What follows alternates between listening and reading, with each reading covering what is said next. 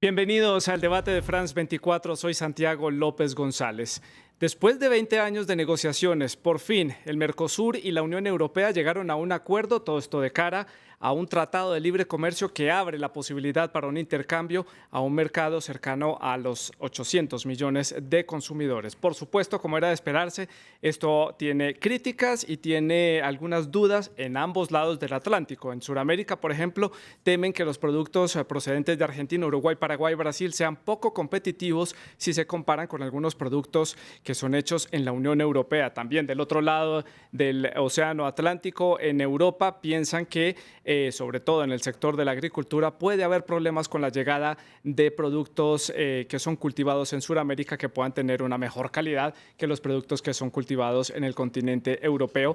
Esto y otros temas que vamos a analizar aquí en el debate. Vamos a ponerlos en contexto. Como siempre, comenzamos este debate dándoles algunas de las informaciones básicas. Veamos las gráficas que hemos hecho para ustedes. Como ya lo decíamos, 20 años de negociaciones entre las partes. Son exactamente 770 millones de consumidores entre estas dos áreas comerciales, 85.000 millones de dólares el comercio de bienes entre ambos mercados hasta el momento. Hay una adaptación del acuerdo que tomará entre 5 y 10 años. Es decir, este acuerdo no empieza a tener vigencia de manera inmediata. Hay beneficios para la automoción en la Unión Europea, también hay beneficios para la agricultura, para el Mercosur. Hay una reducción de 4.500 millones de dólares en aranceles y carga impositiva.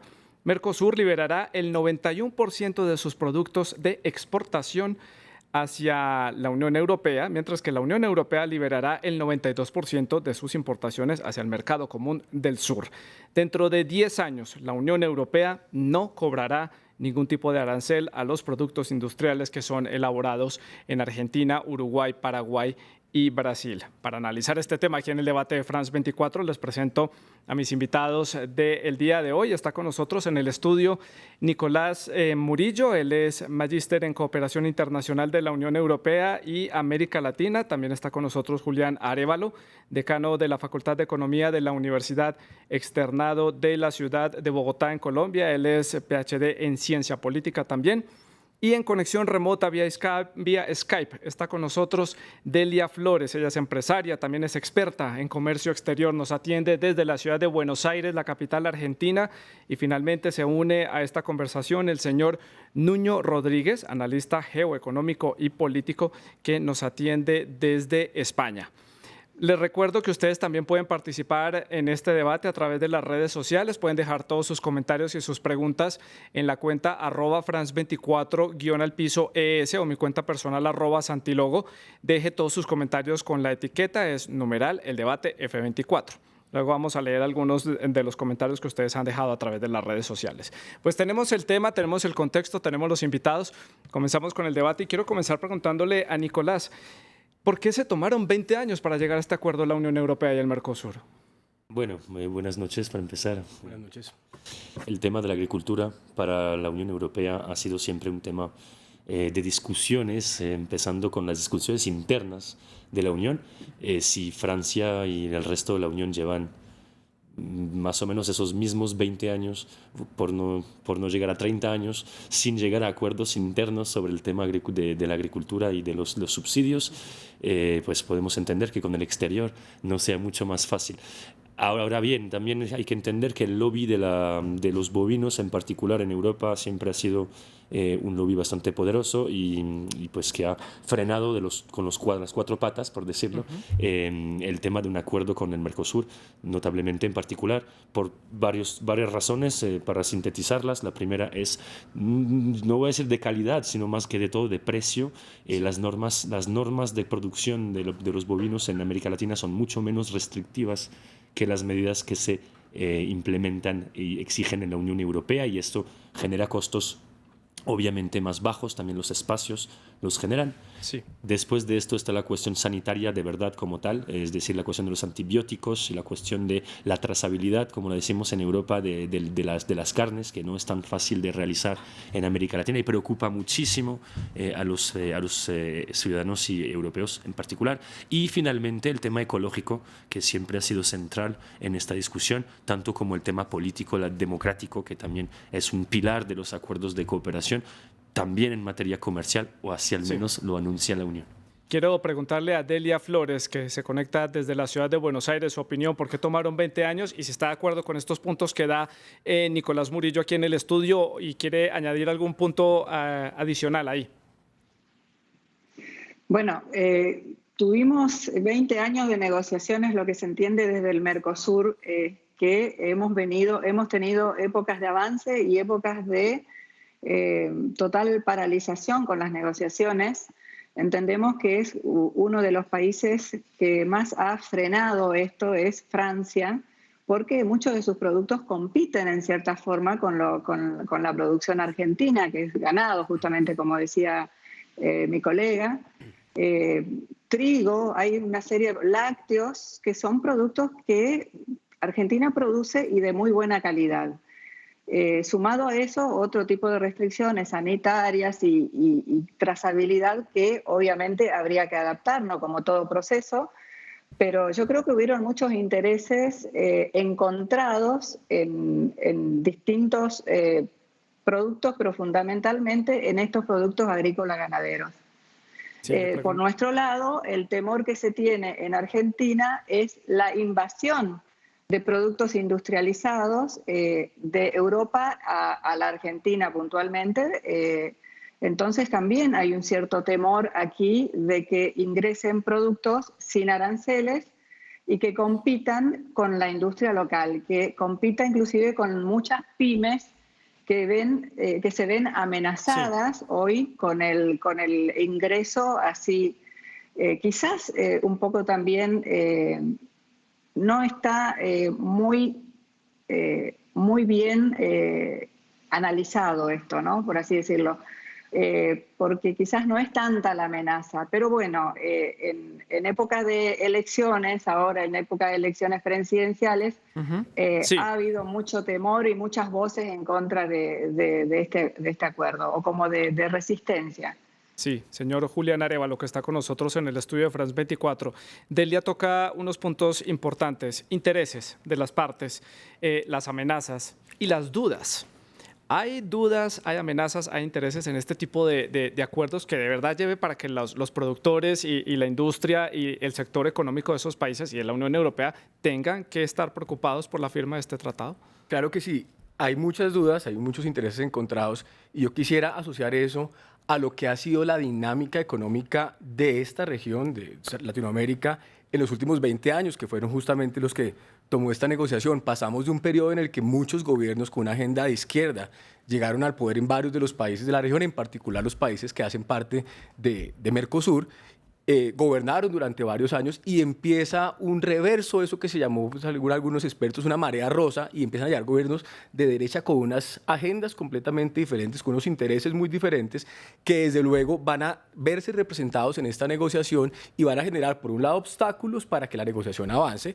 Una anécdota, a finales del año pasado estaba prácticamente cerrada la negociación y el gobierno de Brasil dice, ante la elección de Bolsonaro, nosotros no podemos continuar adquiriendo compromisos, y se para en ese momento la negociación. Luego, claramente hay unos intereses que ahora, también paradójicamente, se abre una ventana de oportunidades diciendo, si llega el nuevo gobierno en Argentina desde una postura de izquierda, pues mucho de lo que se ha avanzado se podría perder. Entonces, yo quisiera enmarcar esos 20 años en esa dinámica política que ha tenido la región, que me parece que es bien importante y que hace que nos veamos obligados a darle un análisis bastante diferente a este acuerdo comercial respecto a lo que haríamos en otros contextos de la región y de lo que está pasando en el mundo. Nuño Rodríguez, que nos acompaña en conexión remota a través de Skype.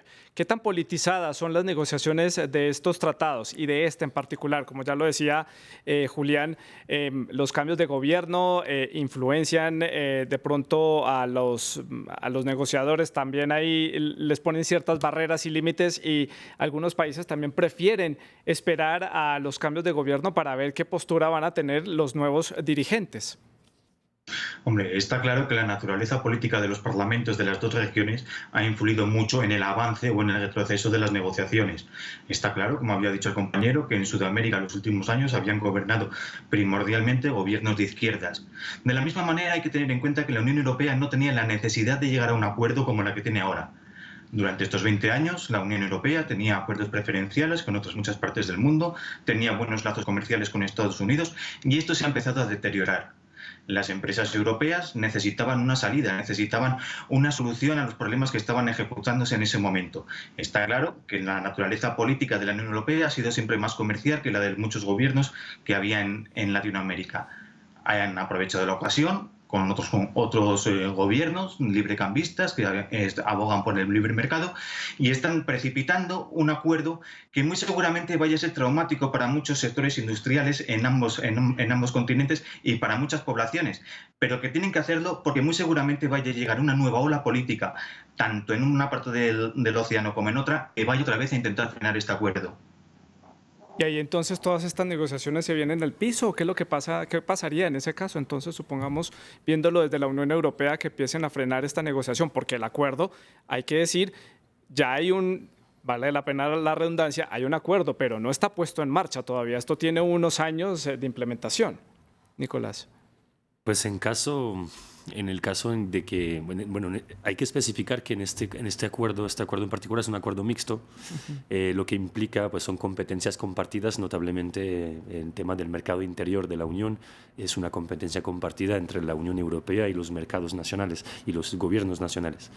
Entonces este acuerdo de momento no queda, pues es todavía una promesa en el aire, porque tiene todavía que ser ratificado por los 27 gobiernos, bueno, en caso de que el Brexit no se diera, los 28 gobiernos, pero hasta el momento la información es esa, los 27 gobiernos de la Unión tienen que, ante sus parlamentos o los mecanismos previstos en sus constituciones respectivas, tienen todavía que ratificar este acuerdo.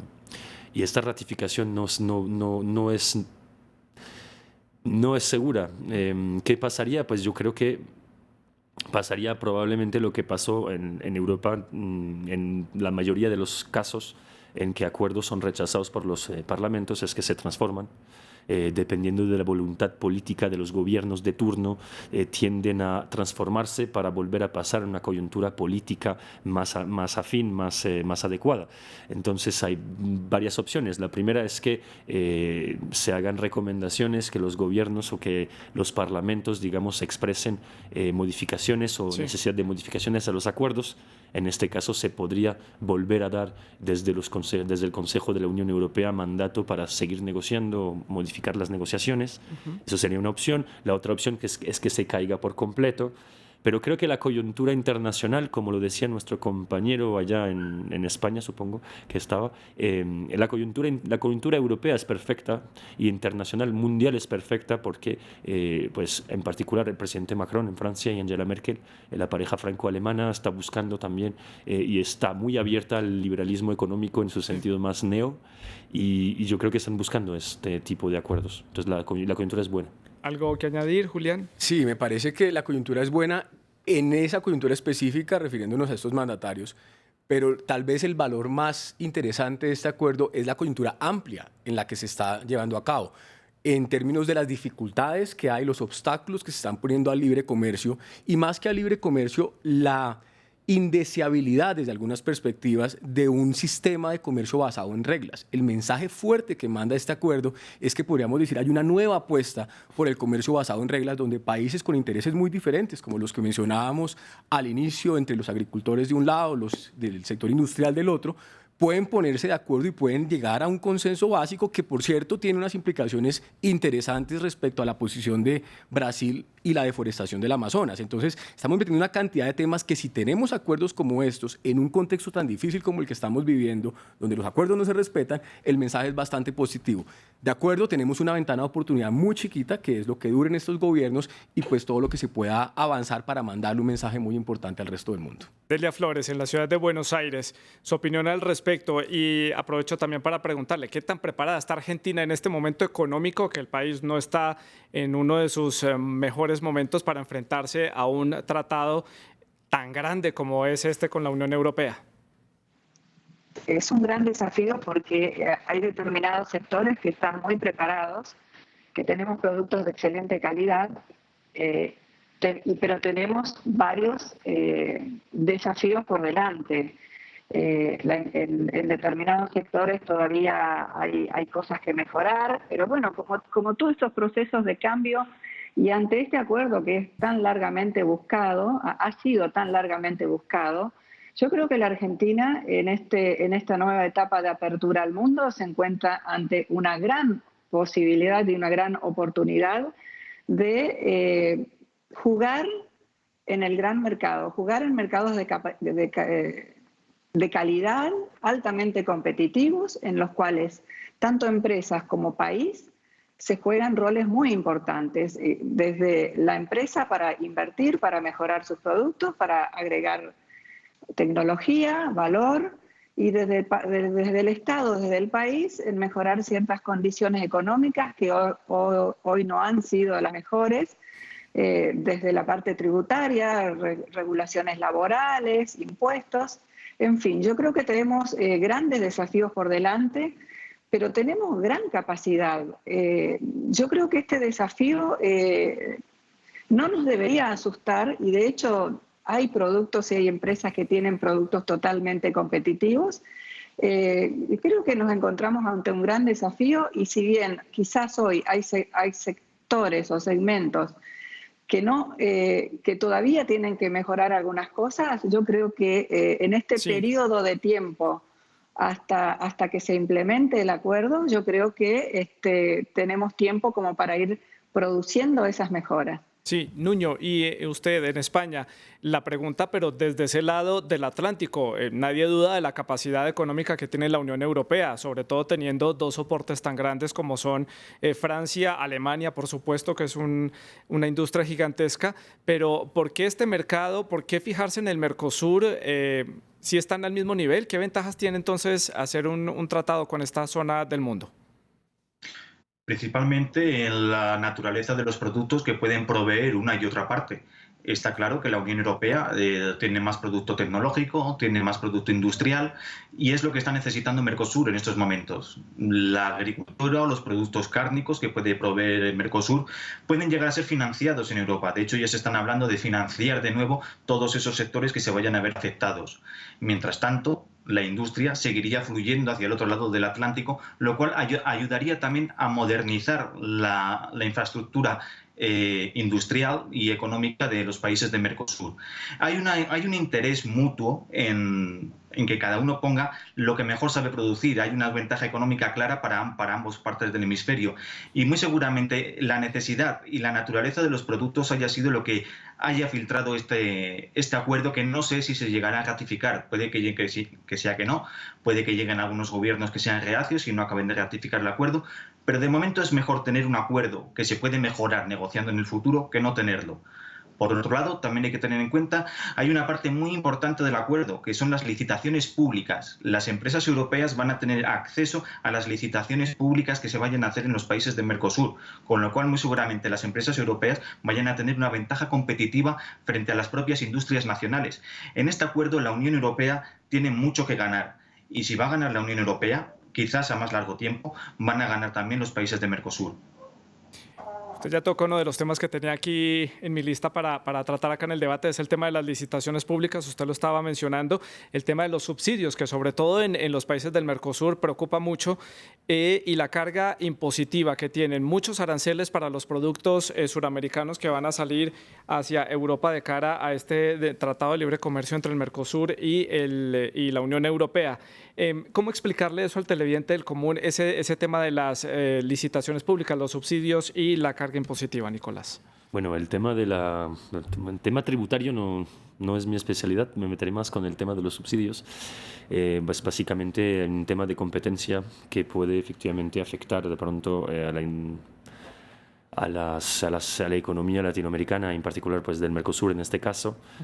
Francamente, es relativo, porque pues los subsidios, cuando se habla del problema de los subsidios, generalmente se refieren más que todo a la agricultura y posiblemente a las patentes y a la ciencia, pero francamente es un tema que me parece más que todo secundario en ese aspecto, pues porque la penetración del mercado europeo por las carnes bovinas y por los productos agrícolas suramericanos es, en realidad, si se compara con la capacidad de producción de la Unión Europea, bastante pequeña, o sea que no... Sí. no parece ser un tema que realmente pueda afectar fundamentalmente la economía local, salvo evidentemente por los temas de industrias y los temas efectivamente de productos que cruzan el Atlántico. ¿Cómo explicarle al televidente? Pues que básicamente como las cargas fiscales no son las mismas y la capacidad de intervenir de los gobiernos en las economías no son las mismas tampoco, pueden generarse desequilibrios en la capacidad de competitividad de ambos lados del continente del Atlántico, pues. El tema arancelario es bien importante. En la presentación inicial veíamos la reducción de aranceles, que son los impuestos que hay que pagar cuando el producto llega al extranjero, de cerca de más del 90% en una y otra dirección. Y eso es algo que hay que mirar con mucho cuidado, porque si bien parece una reducción sustancial de los impuestos que hay que pagar, aparecen al mismo tiempo o siguen estando otro tipo de barreras no arancelarias, como son las normas fitosanitarias, como son las reglas de origen y otro tipo de barreras que impiden que los productores, en este caso podríamos pensar de Mercosur, vendan sus productos en los mercados de Europa. Y eso es lo que pasa en muchas ocasiones. Muchos de los países de la región firman acuerdos comerciales, adquieren o tienen acceso a unas ventajas enormes que no logran capitalizar porque los productores no tienen las condiciones para cumplir con esos estándares, como decía, barreras no arancelarias, y los terminan dejando fuera del mercado. La solución, y en esto yo diría que estoy muy cerca a una posición de la profesora Delia, es cómo los gobiernos, en este caso Argentina o Brasil, Paraguay, Uruguay, acompañan a los productores para que puedan cumplir con todos esos requisitos y efectivamente tengan el beneficio de no tener que pagar impuestos en el mercado de la Unión Europea. Sí, Delia, en la ciudad de Buenos Aires, hace un par de días veíamos al presidente de Argentina, Mauricio Macri, en una reunión con todo el empresariado de este país, anunció que de pronto podría haber una baja en los impuestos en ese país para fomentar este intercambio comercial con la Unión Europea. Su opinión sobre esto y su opinión sobre lo que acaba de decir Julián en torno al tema de estas barreras que se le presentan a algunos productos para entrar más allá de las arancelarias. Sí, bueno, por eso nuestro presidente ayer en reunión con empresarios dijo que había que empezar a trabajar desde ayer o desde antes de ayer. Desde ya que hay que trabajar con los aranceles de exportación, ya han reducido, ya le han quitado los aranceles de exportación a los granos y prometen ir quitándole a otros, allá también a los productos que van entre el Mercosur, que van dentro de los países del Mercosur, y prometen ir rebajando. Sin duda, aranceles a las exportaciones no ayudan para nada a la hora de ser competitivos. Nuestros productos agroindustriales, por ejemplo, son de excelente calidad, pero en determinadas ocasiones no son competitivos por la carga tributaria o de aranceles o aranceles de exportación. Pero de esto fue uno de los primeros temas que todos los empresarios han planteado, y entiendo yo que es uno de las promesas o de los compromisos que asumió este gobierno con ir tratando estos asuntos como para que nuestros productos lleguen más competitivos. Por otro lado, con respecto a las barreras para arancelarias, les puedo decir que a veces es difícil evitar esto. Ha pasado situaciones de que han habido barreras para arancelarias entre los mismos países del Mercosur, porque a veces sirven como barreras de regulación ante la entrada demasiada, mucha entrada de un producto y que determinados sectores quieren proteger. Esto ya ha pasado entre Argentina y Brasil en muchas más ocasiones de las que nos hubiera gustado. Pero ahí es donde, bueno, uno tiene que apelar a las cancillerías, a los ministerios de relaciones, a las carteras comerciales para las negociaciones. Yo entiendo que este acuerdo, por así decirlo, de palabra, porque ahora viene el proceso de los congresos, este ya acuerdo así inicial es un buen inicio. Después vienen todos los trabajos y se irán mejorando, y quizás haya, como siempre, beneficiados y no tan beneficiados. Y las barreras para arancelarias podrían llegar a ocurrir también. Son uno de los temas donde nosotros vamos a tener que estar atentos. Nuño Rodríguez, quiero preguntarle, usted que se encuentra en Europa, está en Madrid, en España, quiero preguntarle por la posición que ha tenido Francia a lo largo de esta negociación, que ha sido uno de los países que ha tratado bueno, el área de la agricultura de allí, de este país, ha tratado como de evitar esta firma del acuerdo y ha tratado de poner muy en firme su posición. ¿Qué se dice al interior de la Unión Europea por esta posición francesa? La posición francesa era de esperar. Hay que tener en cuenta que en Francia, cada vez que se toca el sector agrícola o el sector ganadero, hay muchas movilizaciones en la calle. Ya ha habido movilizaciones en las ciudades francesas en contra de este acuerdo. No obstante, hay que tener en cuenta que el grueso político y el grueso administrativo de Francia está a favor de este acuerdo.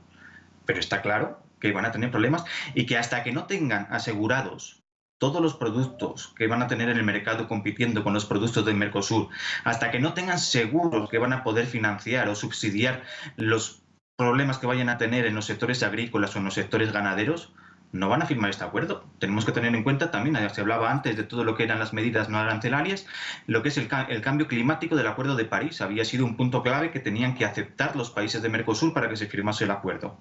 Veremos a ver cómo acaba de cuajar el asunto, pero era una medida que se esperaba de Francia.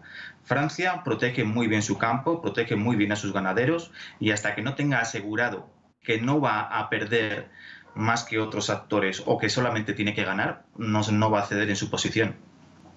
Nicolás, por acá lo veía con ganas de intervenir. Lo que pasa es que lo que dice nuestro compañero es totalmente cierto y es históricamente cierto. Ha sido una de las peleas del gobierno francés defender su agricultura. Cuando me refería ahorita al tema de que en la Unión Europea el tema agrícola no ha sido resuelto aún, es precisamente por eso. La política agrícola común siempre ha sido una política central, al menos para el gobierno Chirac y para los que han seguido. Pero aquí estamos ante una coyuntura nueva y es a lo que me refería anteriormente, y es que el presidente Macron se hace, digamos, el vocero de otros lobbies, digámoslo así, de otros sectores de las actividades económicas, y precisamente yo creo que si hay una coyuntura buena para que este acuerdo se dé en Francia es porque el costo político que pueda tener para el gobierno actual es mucho menor que el que podía representar para gobiernos anteriores. En ese aspecto creo que no es tan cierto que Francia no vaya a firmar este acuerdo. Porque si los intereses de las industrias del terciario y de otros sectores más portadores y con más futuro desde la perspectiva del presidente Macron se pueden dar, yo creo que el sacrificio, o al menos la coyuntura nunca ha sido tan buena como para hacer este sacrificio. Y ahí, adelante, Julián. Sí, a mí me genera un poquito de preocupación lo que se ha visto en la evolución de la política en Europa y en otras partes del mundo en los últimos años, y cómo un tema como este acuerdo, con unos sectores que se van a ver afectados claramente, así como va a haber unos ganadores, puede ser convertido en una agenda política para movilizar un grupo importante de ciudadanos, como ha pasado con otros temas, ya lo vimos con el Brexit, llegarle a ese ciudadano de clase media, a ese ciudadano rural, en los casos de algunos países de Europa, y movilizarlos para capitalizar esto políticamente y a partir de esa capitalización bloquear el avance de un acuerdo como este. Entonces, si bien yo estoy de acuerdo en que la coyuntura en términos macro funcionaría bastante para que eso funcione, estos temas de la posverdad y cómo todos los acuerdos y las declaraciones políticas se han venido tergiversando, puede jugar muy duro en contra de la ratificación de este acuerdo. Me queda poco tiempo y no quiero dejar de lado a dos actores importantes, sobre todo para el mercado, para el Mercosur, sobre todo para Argentina y para Brasil, y son China y Estados Unidos. Aquí estos dos actores, ¿cómo quedan entonces en esa posición con este tratado? China, que es en este momento uno de los grandes aliados comerciales de Argentina. Bueno, pues ahí yo creo que ese es justamente el mensaje del que estábamos hablando. En un mundo en el que estamos en un desarrollo de una guerra comercial con cada vez más altas barreras arancelarias y como con el mensaje que cada país debería buscar su propio interés, pues aparece un acuerdo como este que es justamente lo contrario, que integra cerca de un cuarto del PIB mundial, como decíamos al inicio, cerca de 800 millones de consumidores, y pues manda un mensaje de que todavía es posible creer en un comercio internacional basado en las reglas. Delia, en Argentina, en la capital, Buenos Aires, ¿cómo queda China allí y Estados Unidos, que también es un actor importante en la economía de este país? Yo creo que no compite. China puede ser en determinados productos, pero puede ser en determinados productos que Europa compita con China. No lo veo así con Estados Unidos. Los productos que van de un lado a otro son diferentes. Me parece que, o por lo menos acá, no afectó o no se lo ve como un problema. Bueno, debo empezar a llegar a las conclusiones antes de darle paso a los comentarios en internet. Nuño Rodríguez, ¿qué sigue de aquí en adelante para este tratado firmado entre el Mercosur y la Unión Europea? ¿Cuáles son los pasos que siguen para su implementación? ¿Y lo ve usted con buena perspectiva? ¿Ve esto como algo positivo ya para su conclusión personal? Yo lo veo positivo desde el punto en que es mejor tener un acuerdo que se puede llegar a afinar en el futuro a no tener nada. No obstante, hay que tener en cuenta que para que este acuerdo se puede aplicar sin tener efectos traumáticos, se necesitan hacer medidas estructurales en todos los países de Mercosur y en varios países de la Unión Europea. Hay que tener en cuenta que la disposición del acuerdo deja bastante favorablemente a la capacidad tecnológica de la Unión Europea dentro del acuerdo comercial. Por eso, precisamente, es necesario que se regule sectores como el empleo, que se blinden de alguna manera algunos sectores industriales dentro del Mercosur para evitar que sea traumático, para evitar que haya problemas, que haya despidos masivos, que haya industrias que cierren, que haya industrias que desaparezcan del espectro comercial, porque es necesario que se haga una profunda inserción escalonada para poder aplicar un acuerdo, para que la situación coyuntural positiva en este momento pueda devenir en una buena situación estructural a largo tiempo. Y Delia, en la ciudad de Buenos Aires, su opinión al respecto de lo que va a suceder y la conclusión de este tema.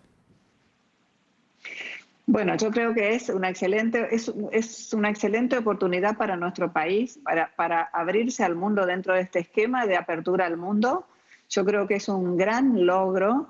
Que obviamente hay muchas cosas por hacer, hay mucho por hacer, si bien hay determinados productos que ya empezarían desde el inicio con arancel cero en Europa, o sea, hay segmentos que ya se verían directamente beneficiados, hay otros donde todavía tienen que mejorar, adaptar una serie de cosas, pero en definitiva yo creo que es muy beneficioso y es como todo, ¿no? Hay que empezar a trabajar. Si queremos estar ahí, tenemos que esforzarnos, dedicarnos, ajustar lo que hay que ajustar, mejorar lo que hay que ajustar, invertir, innovar, en fin. Pero como desafío, es un gran desafío para nuestro país. Y aquí en el estudio, Nicolás Murillo, su opinión y la conclusión. Pues yo personalmente creo que es como todo acuerdo, hay cosas buenas y cosas no tan buenas y yo personalmente lo veo con digamos, una visión más negativa, en particular en el sentido en que en todos los acuerdos comerciales de este tipo hay generalmente un ganador y un perdedor y yo creo que para América Latina esto es un pierde. Por una razón simple, y es que en términos económicos como tal sigue incentivando lo mismo de siempre, la misma economía de siempre, no hay nada nuevo en este acuerdo. Tocará evidentemente esperar el texto final para saber de qué se trata exactamente, pero me parece a mí que es un incentivo para que América Latina siga, pues usando el ganado y la agricultura como elemento central de su política económica, y dos, que va a quebrar la poca industria que tienen los países del Mercosur, digamos. Los coches, por ejemplo, los carros brasileños, la industria automotor brasileña puede verse muy afectada por el tema. Y finalmente, por el lado europeo, lo veo, pues, digamos, positivo en términos económicos, obviamente, porque pues la cuota de importaciones desde el Mercosur tampoco es tan importante y para nuestras industrias sí es positivo. Pero lo veo negativo en término político y ambiental. Estamos en un momento en que queremos cambiar el mundo en ese sentido, cambiar el modelo económico y seguimos con las mismas trayectorias de siempre. Julián, un minuto para esta conclusión. Primero, un mensaje positivo en términos de que es posible establecer un sistema de comercio basado en reglas, como lo hemos dicho, y que esto se puede extender a otros ámbitos como el que estábamos mencionando en su momento, en temas ambientales. Pueden estar las dos cosas amarradas gracias a la posibilidad de un acuerdo. Segundo, unos retos importantes para los gobiernos de la región en términos del acompañamiento que tienen que tener a las firmas para que puedan estar en los estándares necesarios para vender sus productos en Europa. Y tercero, unos riesgos muy grandes en términos de cómo va a ser el proceso político en los diferentes parlamentos, en los diferentes países, para que esto pueda llegar a buen término. Bueno, vamos ahora con algunas de las opiniones de nuestros televidentes que nos han dejado a través de las redes sociales, a través de Facebook. Silvia Emilce Molina dice: no vuelvan a 1810, es una nueva versión de las colonias, cuando Francia e Inglaterra nos saqueaban la materia prima, se la llevaban y la volvían a traer a precios exorbitantes una vez manufacturada. También a través de YouTube, Antonio MRM dice: este acuerdo supondrá también una mejor y mayor integración del propio Mercosur, pues les va a poner las pilas para que las leyes comerciales interiores se integren más y se promulguen reglamentos y leyes con directivas claras y competitivas. Es una oportunidad de oro que favorecerá el comercio mundial y la consolidación de Iberoamérica como una región de economía, cultura occidental de primer nivel. Ya ustedes vieron también las opiniones de nuestros invitados en el estudio en conexión remota. Pueden seguir con la programación de France 24. Siga con nosotros. Feliz noche.